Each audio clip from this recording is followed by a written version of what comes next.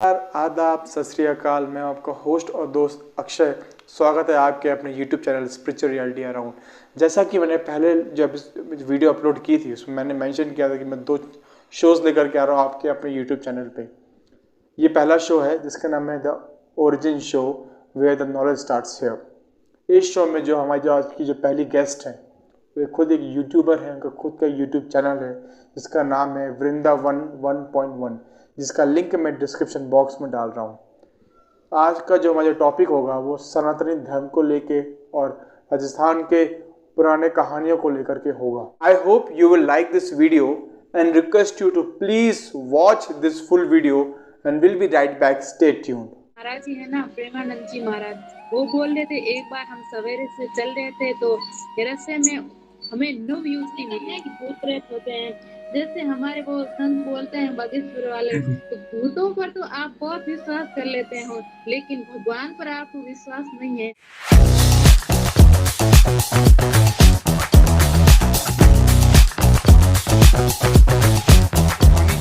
राजस्थान से जिनको मैं आपको इंट्रोड्यूस कराऊंगा और बताएंगे, हम डिस्कस करेंगे राजस्थान के कल्चर के बारे में, सनातनी धर्म के बारे में और महाराज जी के बारे में। तो सुहानी जी, आप बताइए आपके बारे में प्लीज। हम राजस्थान से हैं, नागौर जिले से। हमारा एक यूट्यूब चैनल है वृंदावन के नाम से, और हम अपने गुरुदेव के बारे में, गुरुदेव के वचनों के बारे में लोगों को ये जानना, उनको ये बताना है कि हमारा धर्म क्या है। इसके बारे में लोगों को बहुत सारे कुछ बातें बतानी है। सनातन धर्म कब से शुरू हुआ था और कब तक चलेगा, इसका कोई महत्व है, क्या महत्व है, और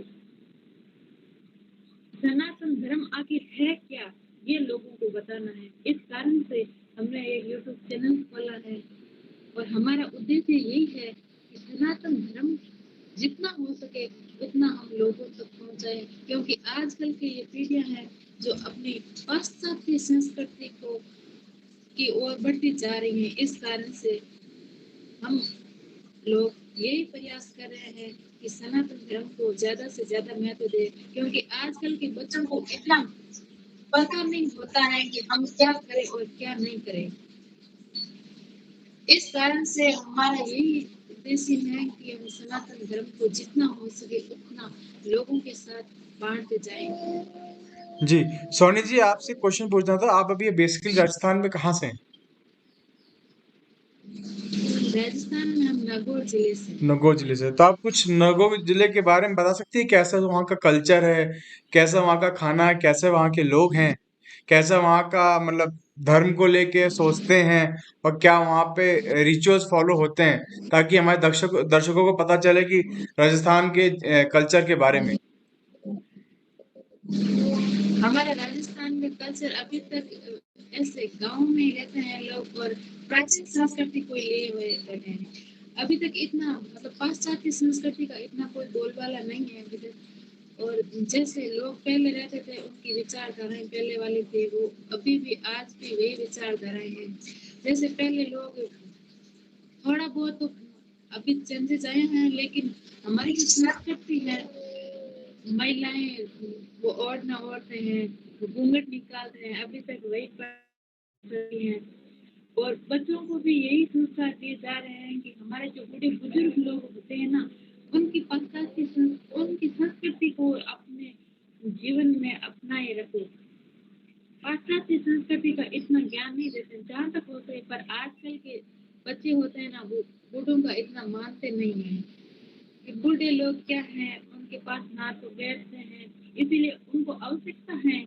और हम धर्म संस्कृति हमारे सनातन धर्म के माध्यम से बच्चों को ये समझाना चाहते हैं कि आप जो बूढ़े लोग कह रहे हैं वो बिल्कुल सही कह रहे हैं, क्योंकि आजकल के बच्चे अपने माता पिता को भी मानना छोड़ दिया है। उनकी मान्यता है कि हम जैसे कर रहे हैं वैसे अच्छे ही कर रहे हैं। जी। आजकल के जो युवा लोग होते हैं ना, वो अपने साथियों के संग में रहकर बहुत बिगड़ रहे हैं।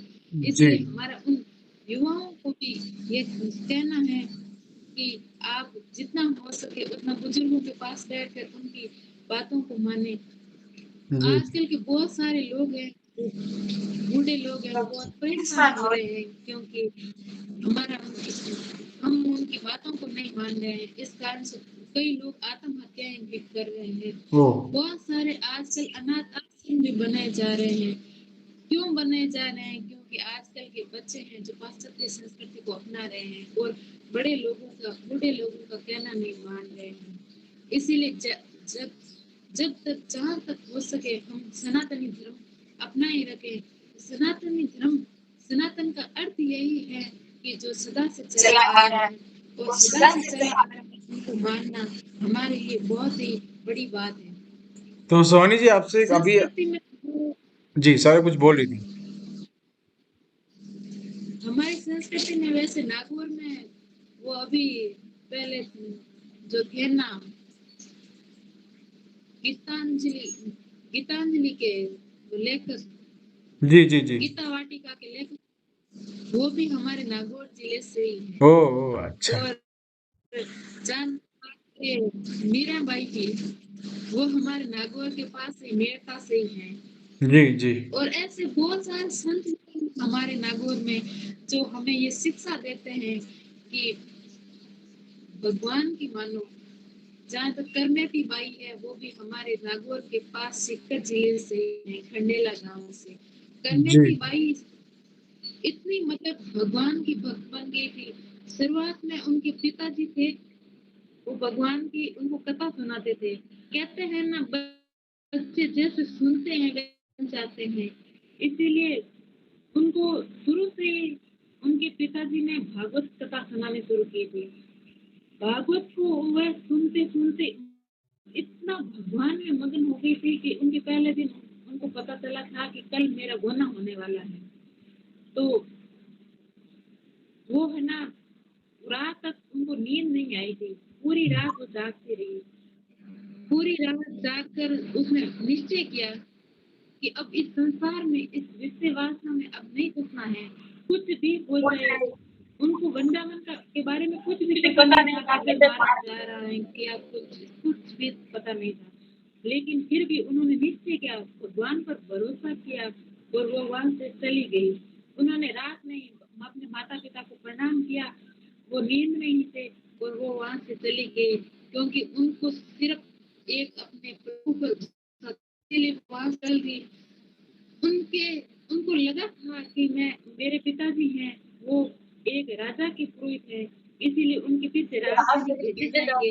लेकिन उन्होंने पहले कुछ प्लान नहीं किया था। जैसे ही सवेरा हुआ था वहां पर कुछ ऊंट थे वो थे। लेकिन ऊंटों की खाल तो उन्होंने ले ली लेकिन कंकाल था उसमें वो घुस गई और 3 दिन तक वहीं रही। ऊँटों की मतलब जो मरा हुआ होता है उनकी कितनी बदबू आती है लेकिन उनको उसकी बदबू का कुछ भी एहसास नहीं हुआ क्योंकि उनकी सुगंध तो बस काना में थी। वो एकदम अपना जो नासिका थी मतलब ग्रामेंद्रियम थी वो भगवान के ही सूंघने में लगी हुई थी। इसीलिए उनको वो बदबू नहीं आ रही थी। उन्होंने कहा ये 3 दिन बदबू है क्या है हम सहन कर लेंगे। लेकिन वो संसार की विषय वासना है वो पूरे जीवन भर हमें दुख देगी क्योंकि उनके जो ससुराल वाले थे वो इस सनातनी धर्म के बारे में भगवान के बारे में विश्वास नहीं करते थे। इसके कारण संसारी लोगों के बारे में संसार में फंसना मतलब जीवन भर दुख ही दुख भोगना है। इसीलिए वो वहां से चल दी और उसके पीछे राज सैनिक आए थे। उनको बहुत ढूंढा लेकिन वहां पर बदबू में कौन जाए इसीलिए उनको कुछ भी पता नहीं चला था। तो वहां पर वो 3 दिन तक के बाद आगे वो कुछ भगवान के भजन करते हुए संत चले जा रहे थे उसके साथ में चली गई। वहां पर गंगा जी ने स्नान किया और उसके वो पुरोहित की बेटी थी इसलिए उसके जो गहने थे आभूषण थे वस्त्र थे वो भी बहुत हल्के थे बहुत ही चमकीले अच्छे वस्त्र पहने हुए थे उनके। तो वो वहां पर रख के आगे चली गई क्योंकि वहां पर पहले डाकुओं का ऐसा डर था और कोई इतने साधन की व्यवस्था नहीं थी। इसीलिए उन्होंने वहां पर उस वस्त्रों को उतार दिया उस कपड़ों को उतार दिया और पत्तों के वस्त्र पहन लिए थे। अपने भगवान के लिए उन्होंने सब कुछ त्याग दिया। क्यों? क्योंकि उनको तो एक लगन लगी हुई थी, क्योंकि उन्होंने शुरुआत में ही अपने कान्हा की भक्ति में लगी थी और इसके बाद वो आगे चली और उन्होंने संतों का वो संग वहीं तक था। उसके बाद में फिर अकेले ही मथुरा चली गई। मथुरा से आगे किसी लोगों से पूछा, तब उन्होंने आस्था बताई। वहाँ से वृंदावन चली गई, जहाँ पर आज कुंड बना हुआ है, वहाँ पर चली गई। उसके बाद वो भक्ति करना शुरू कर दिया। इतनी भक्ति में मगन हो गई कि उनको उनके शरीर पर भान ना रहा था। उसके बाद में उसके पिता से वो उनको मतलब करमेती बाई को ढूंढा था, पता नहीं चला सैनिकों के माध्यम से। फिर उनके पिता से उनको बहुत दुख हुआ कि मेरी बेटी थी एक ही, उनको उनके बारे में मतलब बहुत ही बुरा लगा। फिर वो खुद ढूंढने के लिए चले गए थे।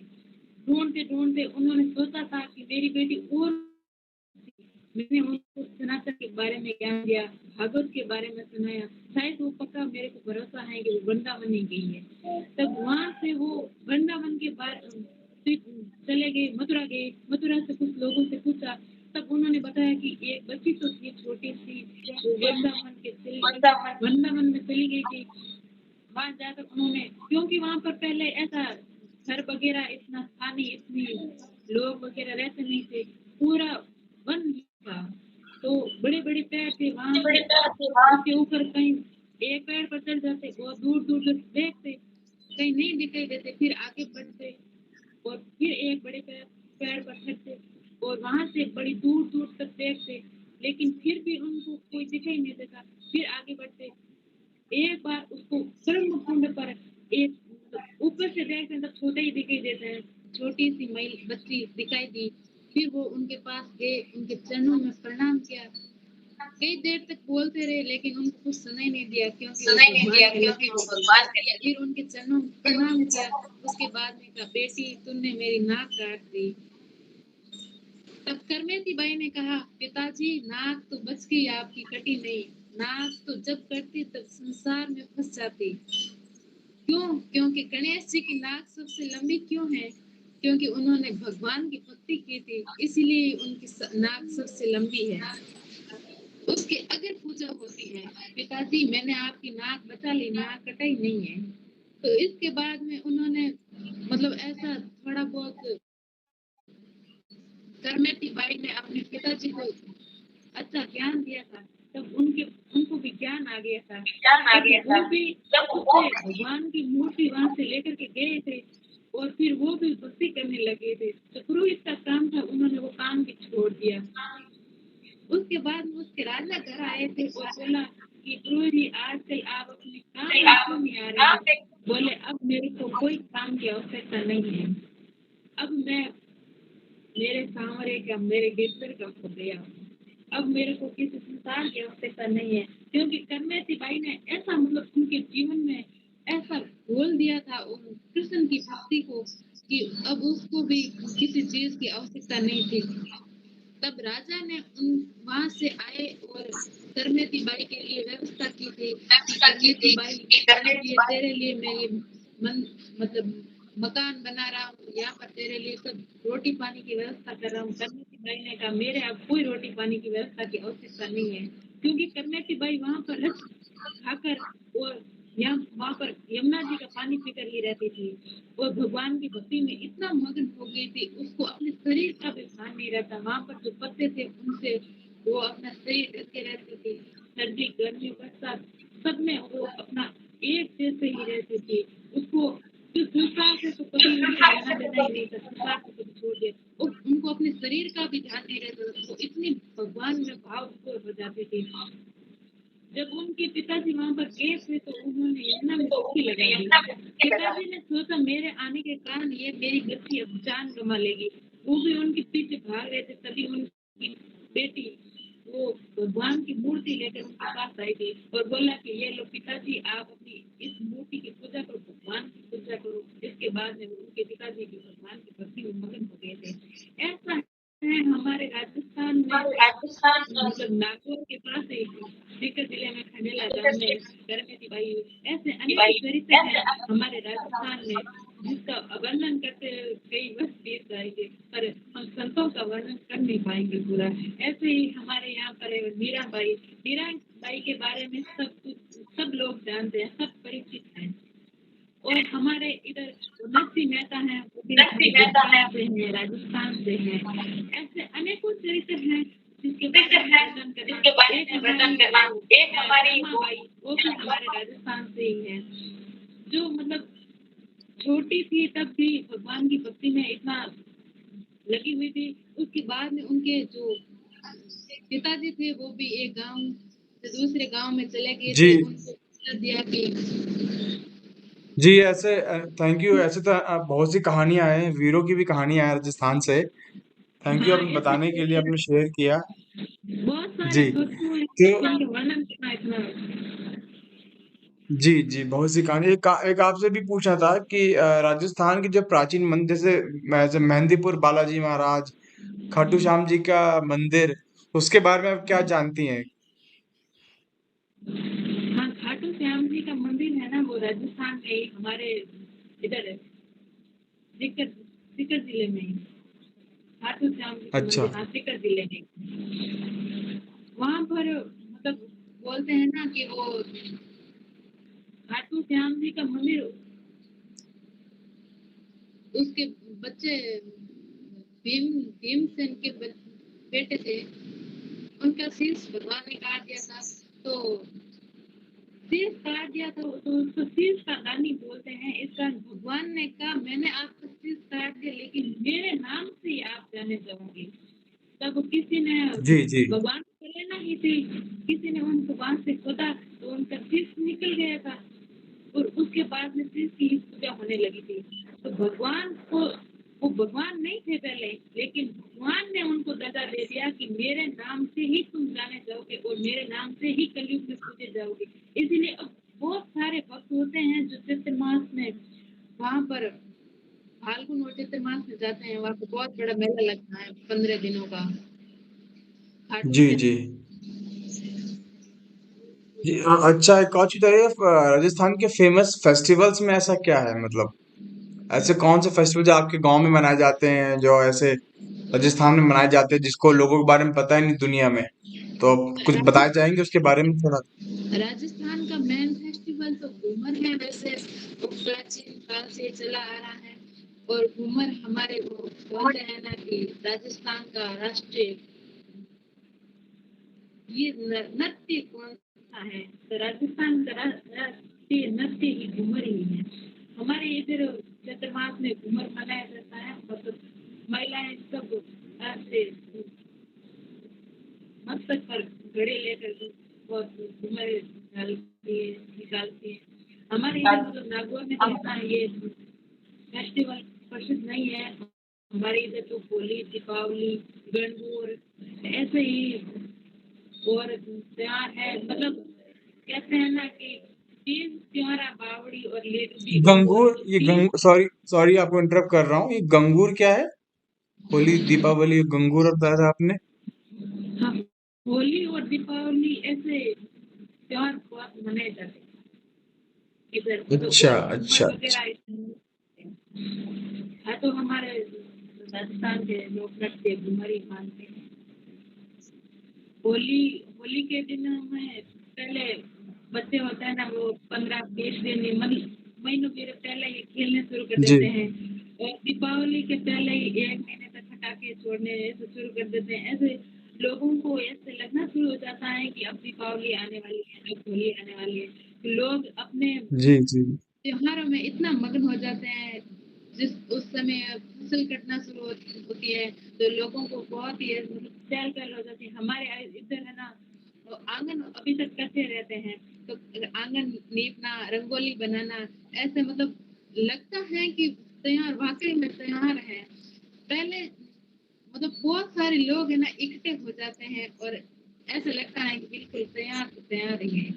जैसा मतलब उधर वृंदावन में होली होती है ना, वो 41 दिन तक चलती है। वैसे जी जी जी हमारे इधर भी त्योहार होता है ना तो लोग आना शुरू कर देते हैं, रंगोलियां बनाना, आंगन में लीपना ऐसा शुरू हो जाता है। तो ऐसा लगता है कि वास्तव जी में बहुत ही अच्छा त्योहार है। त्योहार की बहुत मान्यता है हमारे इधर। जी जी जी, आपसे एक पूछना था कि आपके राजस्थान में कुछ कुछ भूत प्रेत की कुछ बातें ऐसी हैं जो लोगों को पता होनी चाहिए, भूत प्रेत को लेके कुछ जगह ऐसी जहाँ पे लोगों को नहीं जाना चाहिए, कुछ भी ऐसा हो, क्योंकि आज के जमाने में भी लोग मानते हैं, कुछ लोग नहीं मानते, दोनों दोनों का अलग अलग एक नजरिया है। बट आपको क्या लगता है, आपके गांव के आसपास कुछ भी राजस्थान के ऐसे कुछ अनसुने किस्से जो आपको पता हो, मैं जो जिसको महाराज जी ने भी अपने चैनल पे बताया भी है कि हाँ होते हैं, इस चीज के बारे में तो आप कुछ आप बता सकते हैं, इसको कुछ नजर डाल सकते हैं थोड़ा सा? भूत प्रेत के बारे में बात करते हैं। भूत प्रेत के जी बारे में भी बात। हाँ, भूत प्रेत वैसे होते हैं हमारे इधर भी, लेकिन आजकल वो क्या है कि बहुत सारे ऐसे आ गए हैं, मतलब टोने टोट के वाले इतना पहले के जितना तो नहीं है, फिर भी अभी तक है वो। ऐसे लोगों की मान्यता है कि भूत प्रेत होते हैं। जैसे हमारे वो संत बोलते हैं बागेश्वर वाले, तो भूतों पर तो आप बहुत विश्वास कर लेते हो, लेकिन भगवान पर आपको विश्वास नहीं है। इसीलिए उन्होंने सनातन के बारे में इतना बताया है कि मतलब आप भूतों पर इतना विश्वास कर लेते हैं, लेकिन भगवान पर क्यों नहीं। तो भगवान के बारे में विश्वास करना जी आपको जरूरी है। क्यों, जितना भूतों पर विश्वास कर लेते हो, ऐसे भूतों के जी बारे में बहुत सारी बातें हैं। जैसे मतलब वो वृंदावन के महाराज जी है ना, प्रेमानंद जी महाराज, वो बोल रहे थे एक बार हम सवेरे से चल रहे थे तो रास्ते में हमें नुव युवती मिली जो हमारे आगे आगे चल रही थी। हमने उनसे रास्ता मोड़ लिया तो हमारे जी पीछे भी वो थी, पीछे मुड़ के देखा तो पीछे भी थी, और आगे मुड़ के देखा तो आगे भी वही थी। तब उनको लग गया था कि हाँ पक्का कोई प्रेत आत्मा है। और ऐसी मान्यता है कि आजकल की प्रेत आत्मा होती है। वो कैसे बनती है, क्योंकि उसकी जो कोई कामना हो जाती है वो पूरी नहीं होती है, इस कारण से वो अगले मतलब जी जी प्रेत बन जाते हैं। तो भगवान वो संत बोले कि हमने जोर से भगवान का नाम लिया था, तो फिर वो आत्मा दिखाई नहीं देती है। इसीलिए हमारा मानना मतलब यही है, भूत प्रेत होते हैं, वाकई में होते हैं। और जी भागवत करवाने से अगर अगर आपको अपने ही परिवार में कोई मतलब प्रेत आत्मा हो गई है, तो आप भागवत करवाओ तो उससे उनका उद्धार हो सकता है। और शांति मिलती है, अगर आत्मा को शांति मिलती है। आत्मा को शांति मिलती है। जी और जी अगर जी, अभी आपने अभी हाँ, आप कुछ बोल रहे, सॉरी कुछ आवाज कटा, कुछ बोल रहे थे आप? अगर आपको मतलब कोई डर भी लगता है ना, तो मतलब बोलते हैं वो नीम करोरी वाला बाबा बोलते हैं कि मतलब हनुमान चालीसा में हर एक चौपाई मंत्र है, हर एक चौपाई मंत्र है। इसीलिए आप हमेशा हनुमान चालीसा पढ़ना। अगर आपको हमेशा सुखी रहना है तो आपको हमेशा हनुमान चालीसा का पाठ करना होगा। ऐसे ही एक मतलब चौपाई है, जी नासे रोग हरे सब पीरा, नाम सुनाए हनुमत जब वीरा। मेरा मतलब हनुमान जी का नाम जी सुनते जी ही सब रोगों का नाश हो जाता है। और अगर आपको भूतों से डर भी लगता है तो भूत पिशाच निकट नहीं आवे, नाम सुने जब हनुमत वीरा। अगर मेरे पूरे एकदम चौपाई सही से याद नहीं है, फिर भी मतलब कोशिश है कि ये जो चौपाई है उनको सुनने से भूत निकट नहीं आते हैं। जी, और इसका मैं इसमें बता देता हूँ दर्शकों को, तो मैं इसमें बोल हाँ देता जी, हूँ ताकि दर्शकों को समझ में आए, जैसे भूत पिशाच निकट नहीं आवे, महावीर नाम जब नाम सुना सुनाओ। हाँ। ये मतलब ऐसा ये श्लोक है पूरा। चौपाई मेरे को एकदम कंठस्थ याद नहीं थी, मतलब थोड़ा बहुत जी तो जी याद था। जी, अभी अभी आपने बातों में कहा था कि आपके यहाँ टोने टोटके होते हैं, तो आप थोड़ा उसको थोड़ा उसके बारे में बता सकते हैं, टोने टोने टोटके कैसे होते हैं राजस्थान में, और किस जगह सबसे ज्यादा होते हैं, राजस्थान के डिस्ट्रिक्ट में सबसे ज्यादा पाए जाते हैं? वैसे तो फिक्स कोई नहीं है, लेकिन जो कहते हैं हमारे राजस्थान में अभी तक मतलब जगह जगह पर ऐसा वो जो शहरी पाया वाले जाता है। शहरों वाले लोग हैं ये मानते नहीं है, क्योंकि अब आजकल जी जी वैज्ञानिक जमाना आ गया है। इसीलिए वो टोना टोट के हाँ बारे में विश्वास नहीं करते हैं। लेकिन अगर हमारे परिवार में जी भी मतलब कोई छोटी मोटी बीमारी भी हो जाती है ना, तो वो सीधा भूपों को मतलब जैसे मानते हैं, भूपों को मतलब टोने टोटके वाले को मानते हैं, उनके बारे में बोलते हैं, उनको बताते हैं, तो आज भी ठीक तो होता है उनसे। ऐसे मतलब मेरा मानना जी है कि ठीक होते हैं। वो ऐसे टोने टोट के बारे में इतना इतना भी विश्वास नहीं करना चाहिए जितना करना चाहते हैं। थोड़ा बहुत तो मतलब करना ही चाहिए क्योंकि जी जी, हमारे आपके यहाँ कुछ मैंने सुना भी है, सॉरी टू इंटरप्ट करने के लिए। आपके कुछ कुछ फेक टाइप के बाबा लोग भी होते हैं जो पैसा ऐंठते हैं इस चीज को लेकर के, लोगों को गुमराह भी करते हैं। हाँ, बिल्कुल ये भी बहुत बात है। मैंने हमारे मतलब गाँव में ऐसे बहुत सारे लोग हैं ना, वो ऐसे चक्रों में फँसे हुए हैं, जो मतलब तांत्रिक विद्या के बारे में करते हैं। बहुत सारे लोगों को मतलब जी जी। हमारे गांव में थोड़े दिन पहले ये बात हुई थी। एक बार क्या है, कोई तांत्रिक आ गया था, वो रात में मतलब तरह तरह के उत्पात मचाना शुरू, उसके घर में उत्पात मचने शुरू हो गए थे। कई लोग कहीं पर भाग रहे हैं, कई लोग मतलब बहरे हो गए थे, वैसे ऐसे वैसे घूमने लगे थे, पागल हो गए थे। ऐसे मतलब इतना मैंने यही बोल रही हूँ, तो इतना विश्वास नहीं करना चाहिए, थोड़ा बहुत मतलब विश्वास भी करना चाहिए क्योंकि ये क्या है, होते हैं, विश्वास नहीं करना चाहिए कुछ तो होते हैं कुछ नहीं होते हैं। क्या चीज। जी जी। जी, मैं कह रहा कुछ होते हैं कुछ नहीं होते हैं, कुछ रियल होते हैं कुछ फेक होते हैं। ये दुनिया में है ही, दस्तूर है। हाँ मतलब अपवाद तो होते हैं, हर जगह होते हैं अपवाद। ऐसे हाँ, लोग भगवान हैं। होते हैं, लेकिन जो फेक बाबा कुछ बन के घूमते हैं, जो रियल बाबा जो असली में हैं, उनके उनके जो इमेज, जो उनकी आइडेंटिटी होती है, उस पे थोड़ा वो कटाक्ष करते हैं हाँ, या हमला ऐसे ही करते हैं कई लोग बोल रहे उस होते चीज हैं ना कुछ फेक कि करके। मतलब बाबा जियों पर विश्वास नहीं करना चाहिए। तो ऐसे हमारे संत बोल रहे हैं कि कई तो अपवाद होते हैं, बिल्कुल होते हैं। जो सच्चे बाबा जी होते हैं उनको भी मानना बंद कर देते हैं, इसलिए तो हमारे इधर ये हाँ संस्कृति आई है ना, जो सनातन धर्म को मतलब भटके जा रही है। तो हमारा मतलब मेन मकसद यही है कि मतलब वेदों की मानो, ऐसे ऐसे वैसे बाबा जी की मत मानो, थोड़ा बहुत वेदों का भी ज्ञान होना चाहिए।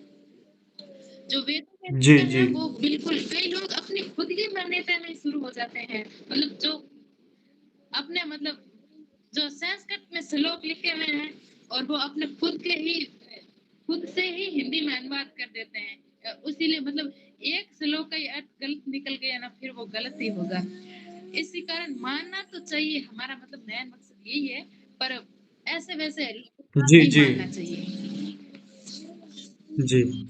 तो सुहानी जी, आपसे एक और क्वेश्चन था। जैसे आपका खुद का यूट्यूब चैनल है वृंदावन 1.1, इसमें आप महाराज जी के वीडियोस डालते हैं, तो आपको ये भी पता होगा एक बार विराट कोहली अनुष्का शर्मा वहां पे आए हुए थे उनसे मिलने एक बार। तो आपका उसके बारे में क्या कहना, मतलब एक तरफ विराट कोहली जो कहते थे वो भगवान को नहीं मानते, उनका इंटरव्यू भी उन्होंने दिया हुआ है कि मैं कोई भगवान भगवान की पूजा नहीं करता। फिर अचानक से एकदम से कोई ऐसा बदला कि वो उनकी धर्मपत्नी अनुष्का जी दोनों महाराज जी के आश्रम गए, नीम करोली बाबा वृंदावन में महाराज जी से मिले। ऐसा क्या हुआ, फिर महाकाल के उज्जैन के मंदिर में भी गए, ऐसा क्या हुआ अचानक से सब बदल गया? आप कुछ उस पर बोलना चाहेंगे?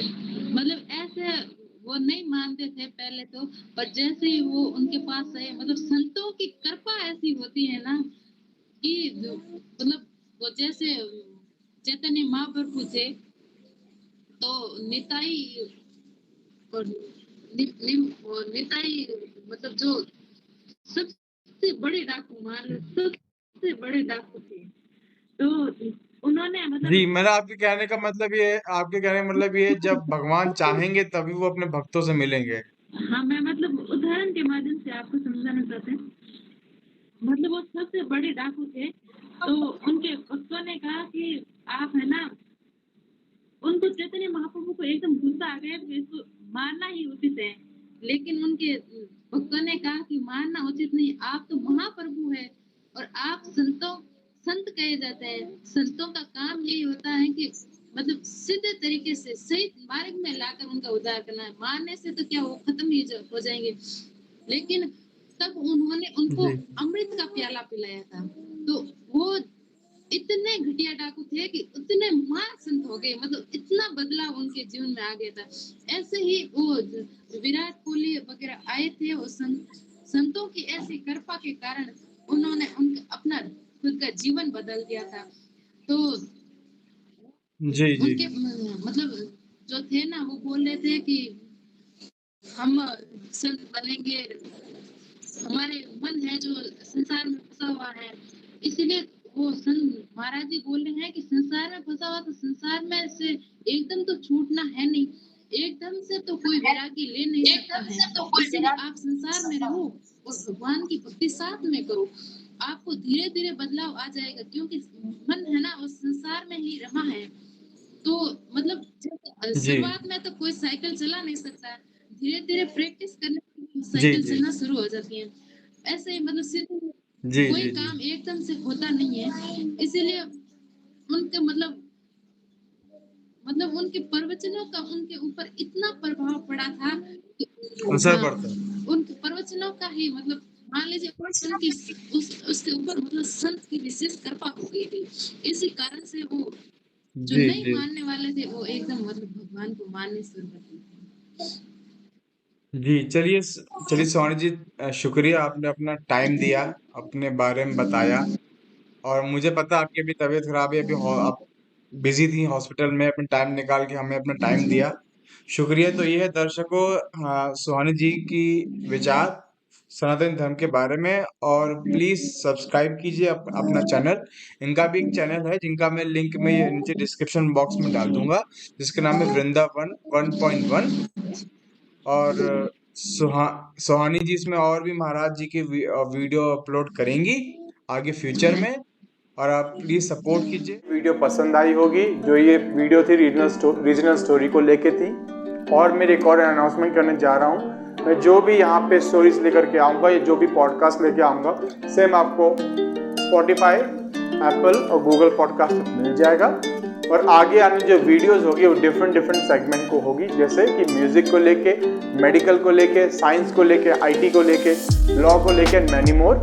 इसमें जो गेस्ट होंगे वो डिफरेंट सेगमेंट्स के होंगे और हम लोग जो है लेमन लैंग्वेज में डिफरेंट टॉपिक पे डिस्कशन करेंगे।